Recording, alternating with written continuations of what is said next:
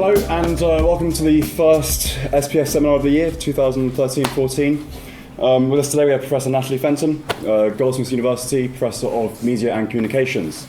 The talk is based on a couple of things that I've recently written. One called a book called Misunderstanding the Internet, which was co-written with James Curran and Des Friedman, and another book that I'm currently writing called New Media and Radical Politics. And it also comes out of other work that I do myself as a political activist. So yes, I'm an academic, I'm a professor, I'm a head of department, I run research centres, but really my heart and soul and a lot of the work that I do comes out of being a political activist. And at the moment, that is embodied in the stuff that I do with Hacked Off campaign. So I'm the vice chair of the board of directors of Hacked Off, and I also am very active in another group called the Media Reform Coalition, which is campaigning for a more plural media environment. So very heavily engaged in that work on a daily basis. And that kind of infiltrates through an awful lot of what I say and think and do. So you'll see some of that come through. The stuff that I'm going to talk about today is focused much more around the radical politics side. So I'm not talking about journalism and democracy stuff, really. I'm talking much more about the notion of where a new left politics may emerge from within what I'm going to frame as a kind of very neoliberal rationality that we currently exist within. So I'm going to try and paint that picture in the first 20 minutes. And the second 20 minutes, I'm going to talk a bit more theoretically about how some of the key concepts related to what we might think of a new left politics that's come out of the likes of the Occupy movement around things like autonomy, horizontalism, plurality, have been connected to the internet and a mediated sort of political society in particular, and how we might think of those critically, how we might offer a critical appraisal of those, and then hopefully what that might mean for us going forward. What do we then need to start thinking about very carefully if we actually do believe that we should be pushing towards some sort of better society and some sort of better functioning democratic process? So I'm going to try and raise those issues as we go through. I don't use PowerPoint ever. So, and this is on students' requests. Okay, so they say it makes me much more engaged if I don't use PowerPoint. So what that means is if I'm going too fast or you don't understand, just stop me. Okay, we can have a conversation as we're going through, rather than it just be me. I can talk for hours endlessly. So do just stop me if I'm rambling on too much or you want me to reflect on something more. As Oscar said, the title of the talk is Mediated Public Spheres, the Problem of Politics and the Dream of Democracy. And largely that is because I think politics has kind of been squeezed out of a lot of theorising, particularly for my own set of people, media theorists. The politics has become very much something that you think about afterwards. And what I'm trying to do, what I'm on a mission to do, is kind of put politics back into the heart of everything. And really, because I think actually we have a responsibility to do that.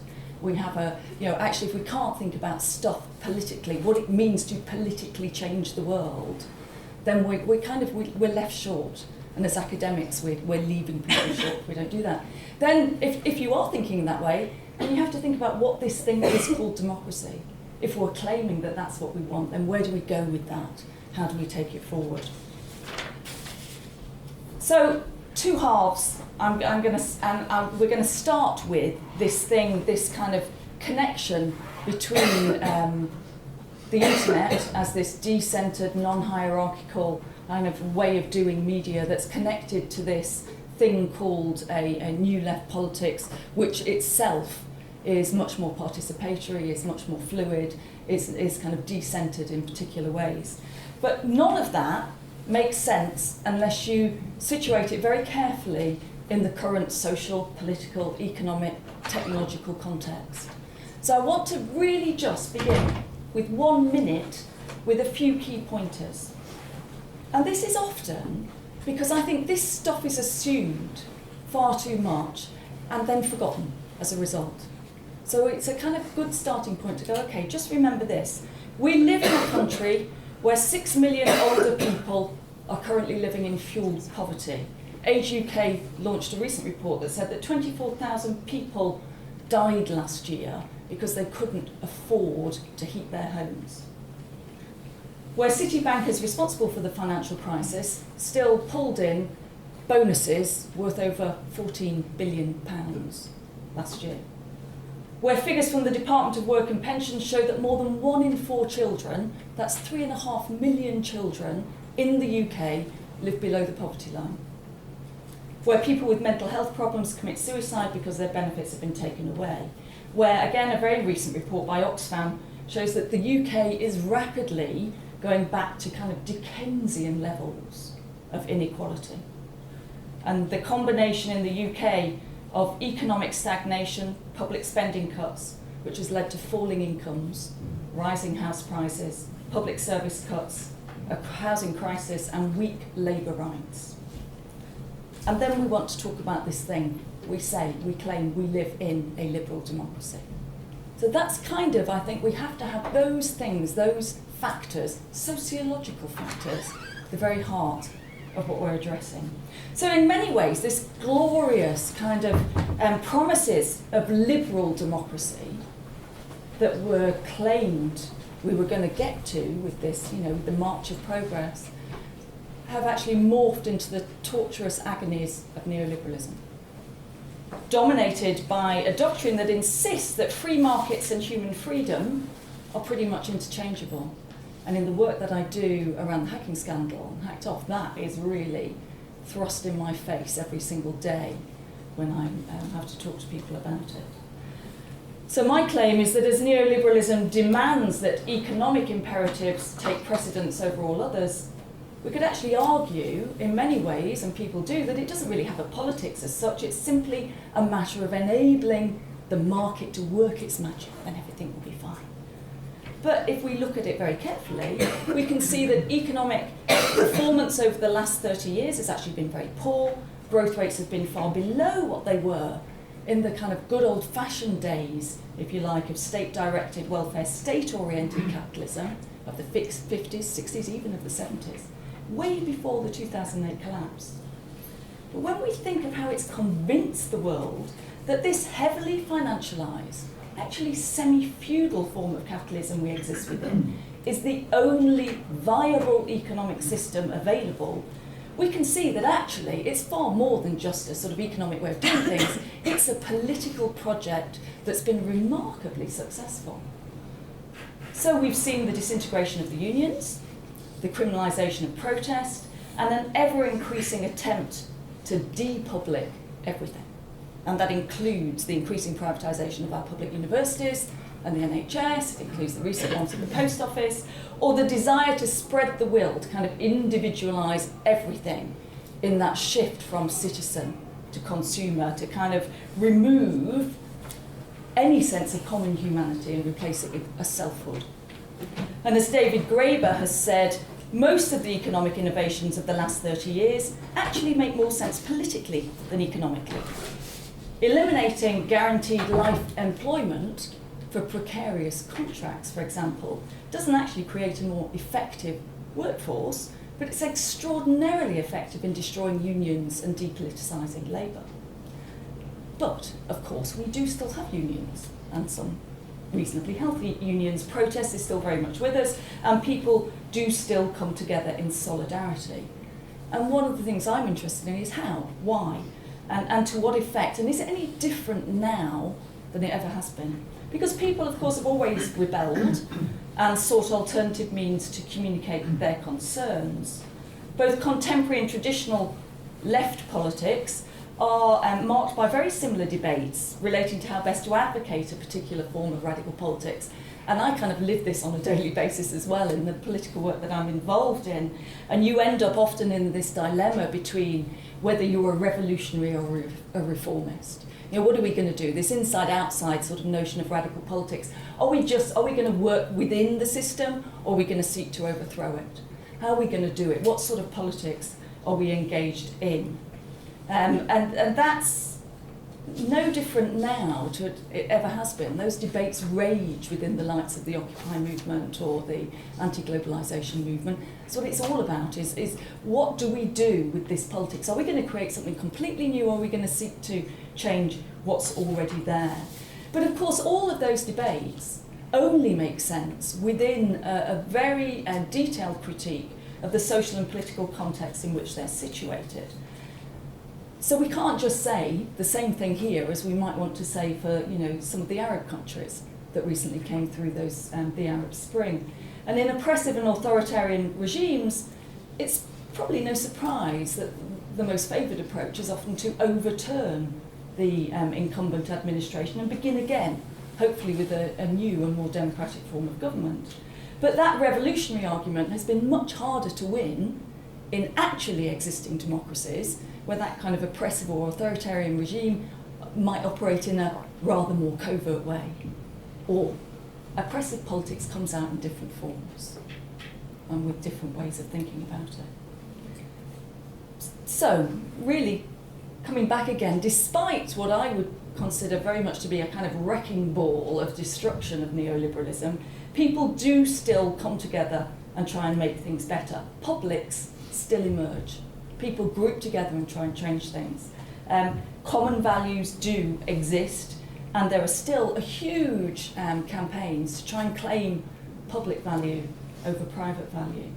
Now, why does that matter when I'm thinking about mediated public spheres? What does the media actually do? Well, I think we can't consider the notion of publics, and hence the notion of democracy now, without really conceiving of the media. And it's worth noting how media institutions themselves have become both concrete sites and compelling symbols of systemic crisis and democratic struggle. A few very recent examples from the summer. In Turkey, we know the close relationship between media patrons and the ruling AKP party ensured that the major television channels acted as ostriches and broadcast only penguins, as Istanbul and subsequently other cities rose up in a mass protest. In Greece, similarly, that closure of the public service broadcaster ERT was countered by an occupation of journalists and their supporters, and the Athens-based press project rapidly mobilised an online Samizdat broadcasting network. And as Kostas Douzinas, the philosopher, has noted, the sudden disappearance of the ERT signal viscerally recalled the era of military dictatorship, but was effected on the back of actually a presidential decree. And that was once an extraordinary measure that's actually become a commonplace instrument for implementing Troika-derived decisions without parliamentary approval. Do you know what I'm referring to when I'm referring to Troika-derived things? Okay, that's the combination of the European Commission, the International Monetary Fund and the European Central Bank, and all of their policies and things that they were trying, the combination of those and their interventions in so-called failed states, economically failing states. For Douzinas, the targeting of the public service broadcaster is emblematic of what he terms the intensifying destruction of democracy in Greece, a process that's received actually less attention in his estimation than the well-documented economic and humanitarian crisis. Yet both the closure of the station and the repression in Turkey were actually justified in overtly democratic terms. According to the Greek Prime Minister, the ERT, which was unplugged just as the Troika completed their latest inspection of cost-cutting measures, had actually become a symbol of a lack of transparency that eroded public trust. The Turkish Prime Minister has consistently pointed to his parliamentary majority and the inability of protesters to impose their will at the ballot box as evidence of the anti-democratic turn of the protests. So again, it's being used, this word called democracy is being bandied around in all sorts of ways to support all sorts of things. Now, these narratives are in many ways kind of totally unremarkable. Just as, nobody is a racist, almost everybody is a Democrat.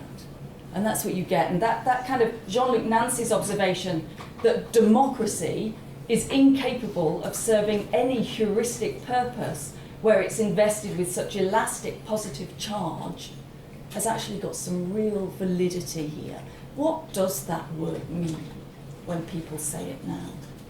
Further, appeals to the formal legitimation of the electoral process when faced with emergent popular mobilisation is a historical constant of bourgeois democracy, shaped by, and this is a quote from Raymond Williams, the coexistence of political representation and participation with an economic system which admits no such rights, procedures, or claims. So in other words, we have a system of representation that tells us we're equal, that tells us we all have a voice, that, you know, you can all be stars, you can all vote on Big Brother, you can all, you know, put your vote into the X Factor and Strictly Come Dancing. Yeah, it's fine, it's all democratic. That actually, in reality, those practices and systems of democracy are very exclusionary. And of course, we have at least 2 decades of literature that sets out the coordinates and dynamics of what Colin Crouch terms post-democracy. A state where the forms of democracy remain fully in place, yet politics and government are increasingly slipping back into the control of privileged elites in the manner characteristic of pre-democratic times. But this is the failures of liberal democracy. Yeah, we might go and vote once every 4 to 5 years in elections. But how often do you feel that you can actually have your voice heard and actually change something if you really wanted to? How, in what forms does liberal democracy actually function now? The political economic crisis in the Eurozone and the wider crisis of neoliberal capitalism has intensified and exacerbated these patterns of political transition. And while breathless pronouncements of historical rupture are rarely helpful, arguments such as that recently proposed by a guy called Wolfgang Streeck have to be taken seriously. And I just want to rehearse some of these arguments because it's a really interesting paper, and if you're going to take away anything, I would say go and read some of this guy's work.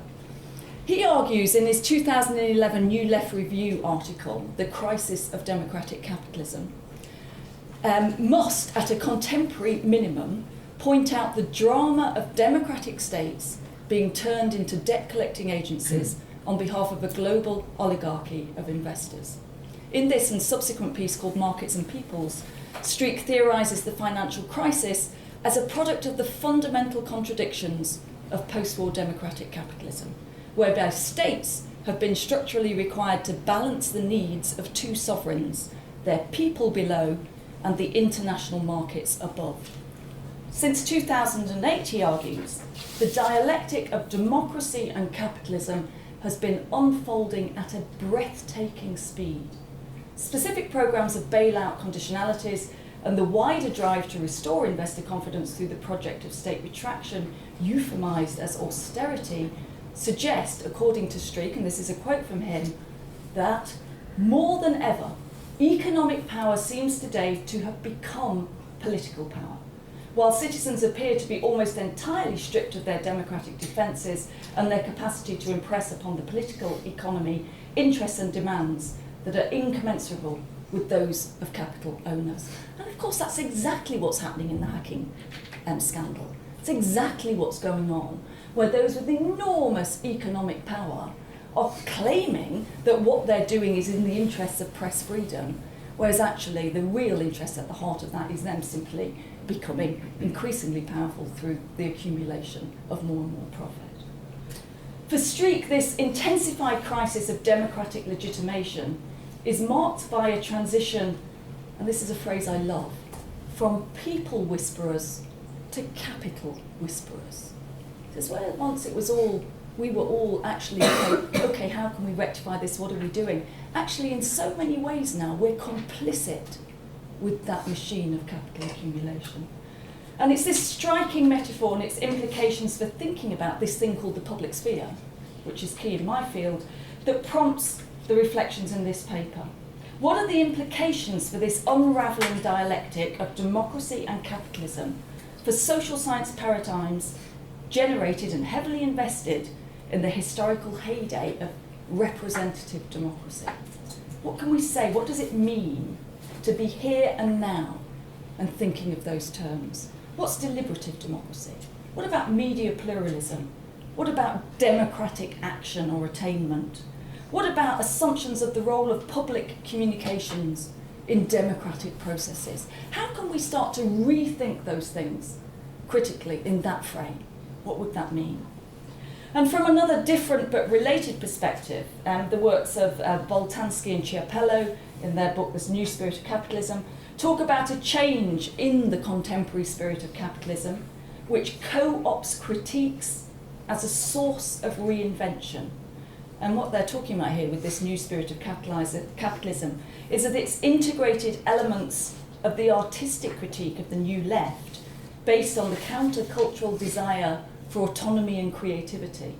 And in doing so, it's been able to justify its an essentially amoral purpose in the unlimited accumulation of profit and motivate managers to embrace it. So in the process, it's actually swapped equality and security. It's swapped it round.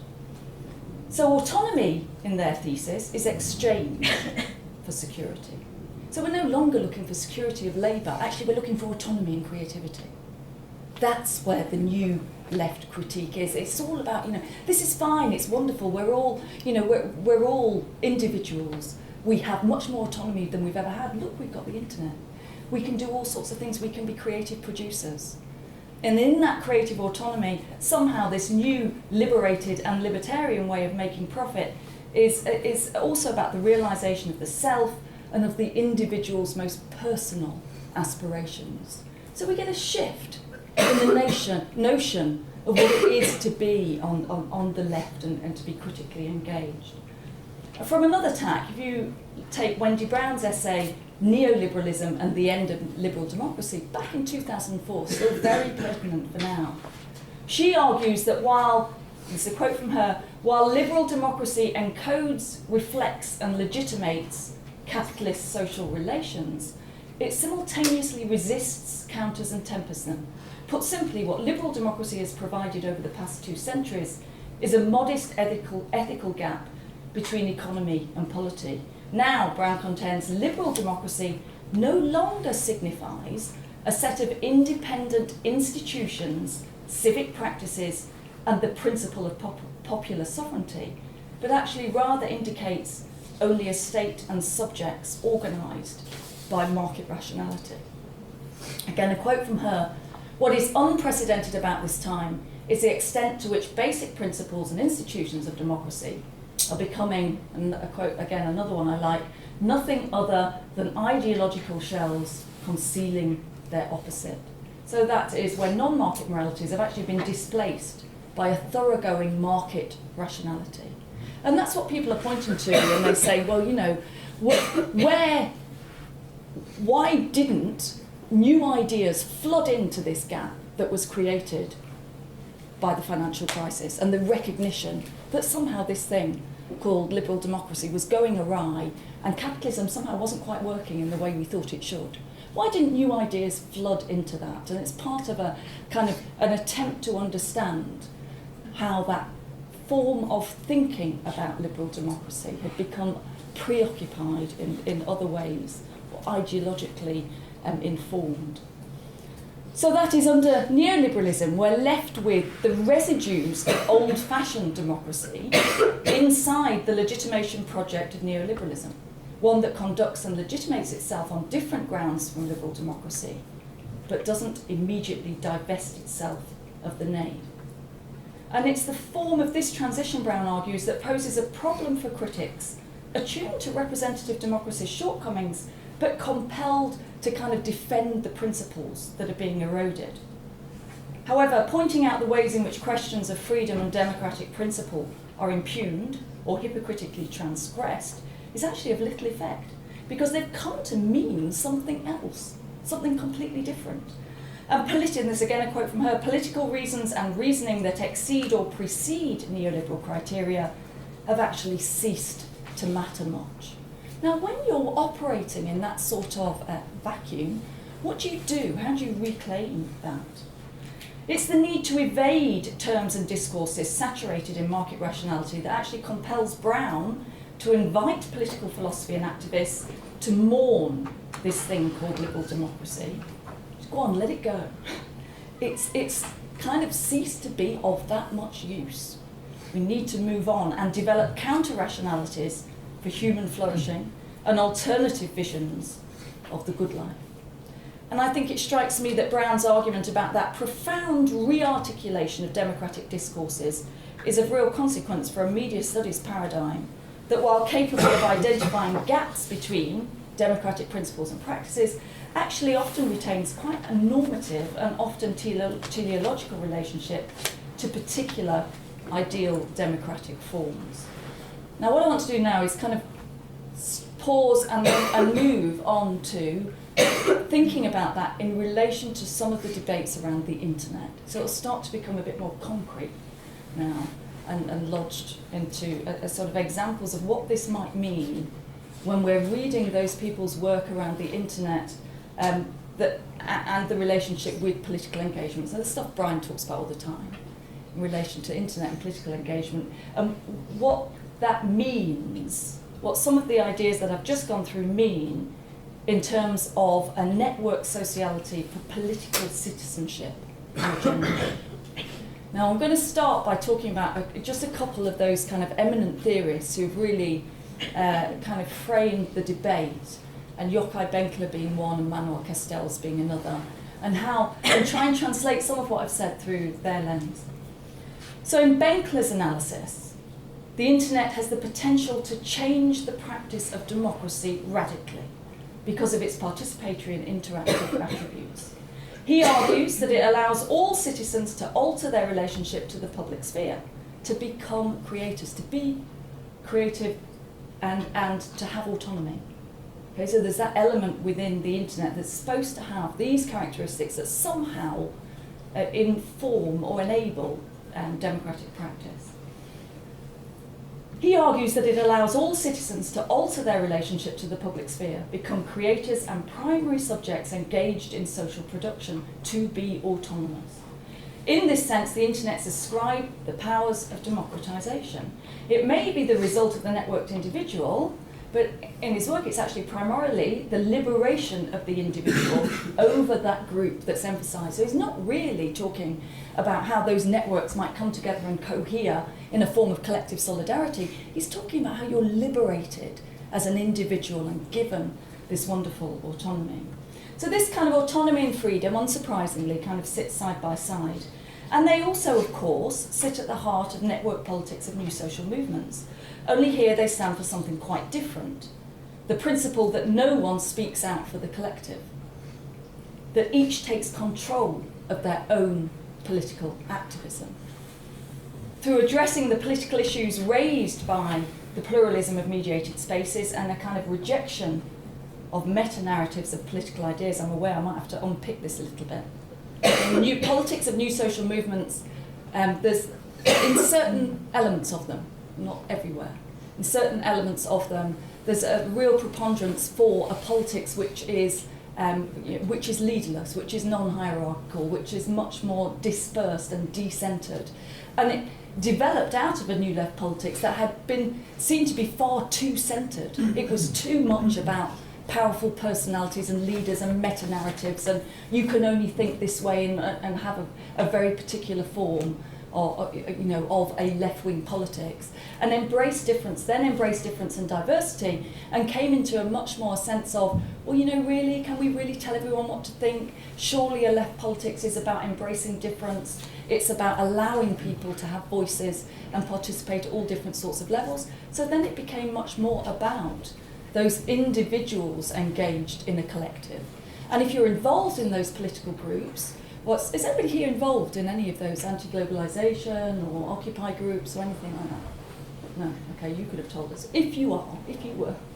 It is, what happens is, a lot of it is about ensuring that all of those voices are ever more articulated and circulated, and that no one takes a leadership role. So it is about ensuring that it's an inclusive form of politics. And that act of doing politics becomes the politics itself.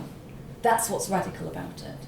So it may not have a kind of policy formulation of where it wants to end up, but the politics itself is how it is actually running and organising, or being disorganised in that sense as a political activity. So, and that, of course, was seen as being ideally suited to the internet, because this is the way the internet operates, isn't it? It's networked. It's not about leaders. It's all about us doing it in this sort of way. So it was seen as being very much a rejection of the traditional politics of labour of old in favour of this new networked sociality.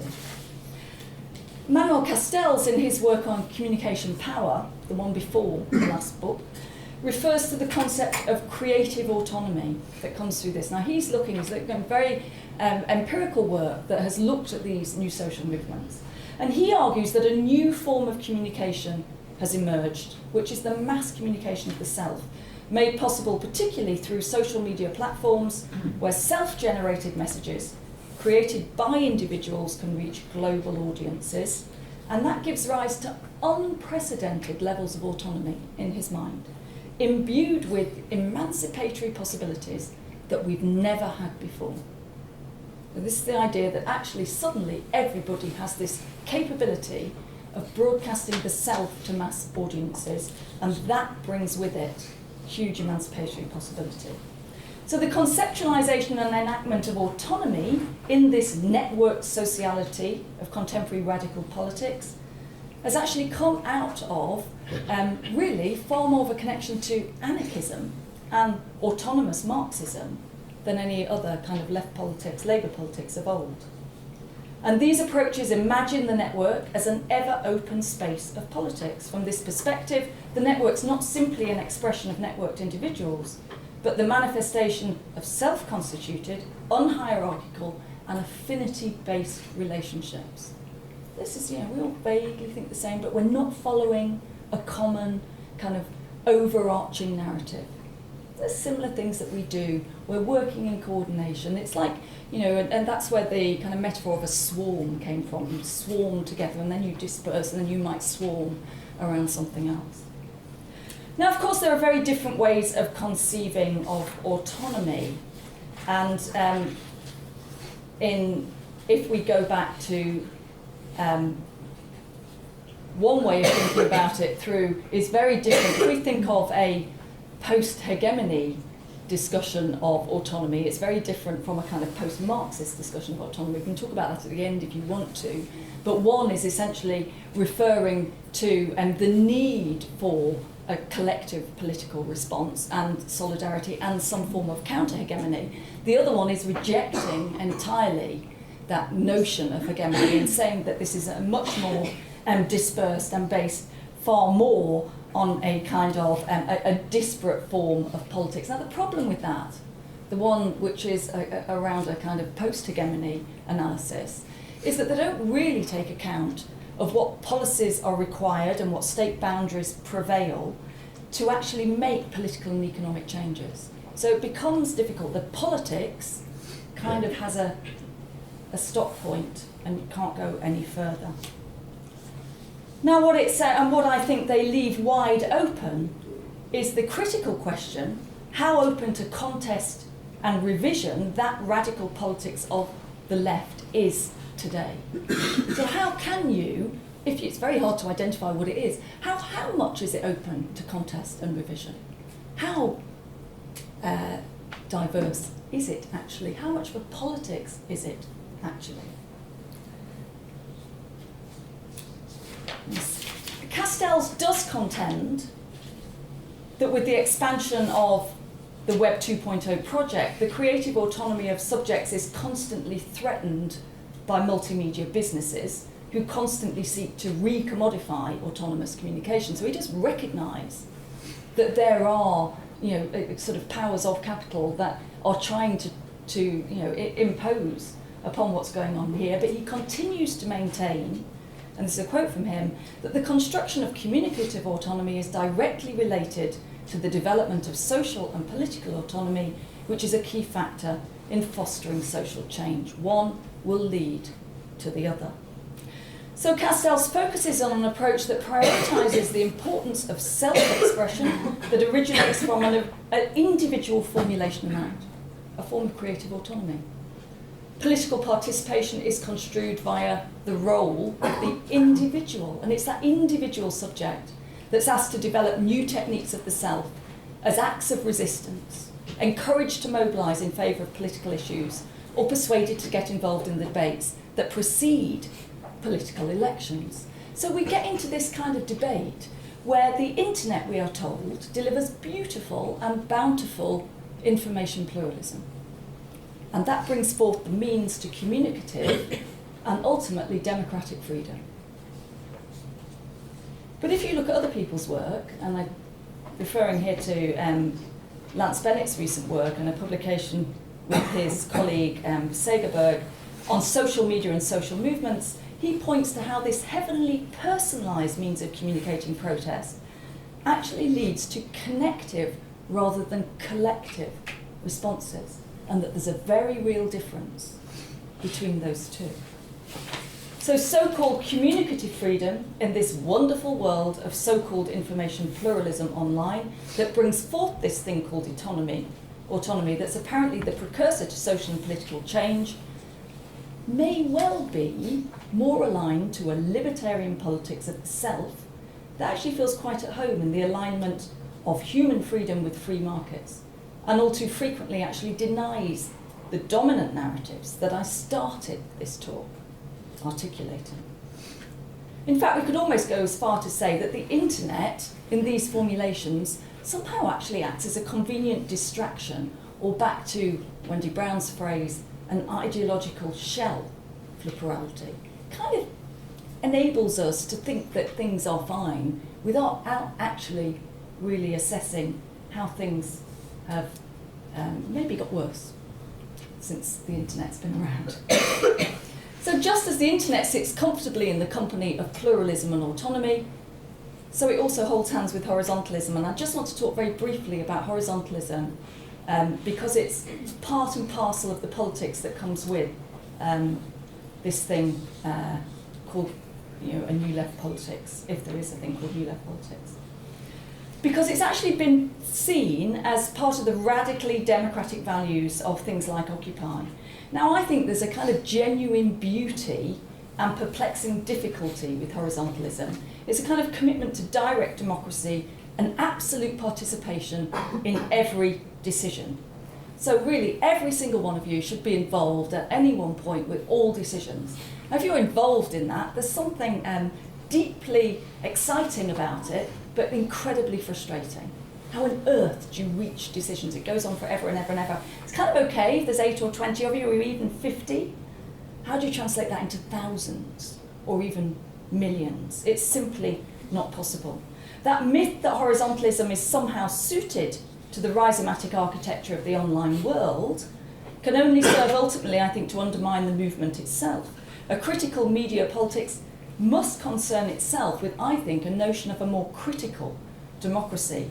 And this raises issues relating to the difference between this thing called voice, being able to have your say, and this thing called participation, actually being engaged in politics. The difference between leaders and rulers that we might want to think about.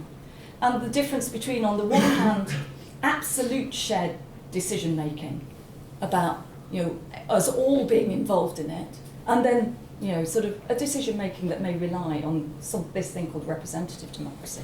Now, these are questions that actually, of course, radical democratic theorists have been asking for a very long time, but they've never answered them effectively. And I think now really is the time to do that work. And it requires us as social scientists to tackle this thing called the political much more consciously and endlessly, really, alongside the importance of power. Now, I think politics is really tricky. It's messy. It's really, really messy. And it's often paradoxical, which is why you get so many political theorists actually really engaged in ethics. Ethics is much easier. It's much, much easier to have a coherent ethical framework. It's kind of, it's softer, it's more gentler in a sense. But politics comes with great gaping holes between intentions, actions, and effects, as I well know on a daily basis. In politics, principle can backfire. It can have unintended consequences, or it can simply be irrelevant. And as Wendy Brown has said, Foucault, in giving us such a sophisticated and elaborate interpretation of the powers that structure and constrain us, has actually made it really difficult to imagine how we can democratise those powers, apart from at the level of individual conduct and ethics through micro powers. So you kind of find ourselves I think, seduced by this Foucauldian, Deleuzian thinking that's derailed democratic thinking, in that it's pushed it off onto a path of thinking about how I conduct myself. What is my relation to the other? What is my ethos or orientation toward those who are different from me? Now that may take you away from a single democratic public sphere and towards what Foucault terms heterotopias, which allow for different identities and social organisations to coexist, but it won't deliver democratic political systems or new economic orders, and frankly we fool ourselves if we ever think that it will. Now my anxiety as part of that is that we then become what Street calls capital whisperers. We're part of that as academics and theorists if we don't do that work. And I think as we struggle in the face of austerity and try to seek out a progressive politics of change, I'm anxious that those who herald rather glibly this internet pluralism and autonomy actually peddle a fiction that enables us to avoid facing the reality that neoliberalism is as dominant as it ever was. And I want to end by thinking about, well, what should we be doing then? What sort of questions should we be asking? Because obviously I don't have the answers. I think we should be trying to reconceive democracy through our mediated worlds in a more substantive and serious way. And that means addressing some very basic but critical questions. Who can be political actors in a digital age? And who amongst those becomes most powerful and why? Crucial question. If you're doing final year dissertations, build that in. What sorts of resource do they need in order to make that happen? How is the intensity of political and public life changing? How are our basic forms of being together changing, as well as our ability to come together as a collective to shape common action? I don't think we've yet learned how to live together well. How does the internet contribute towards that, and in what forms? It's these sorts of questions, I think, that they address the organisation of life by capital and seek to re-establish the value of publics and public goods that we should all be focusing on. End. You didn't interrupt me,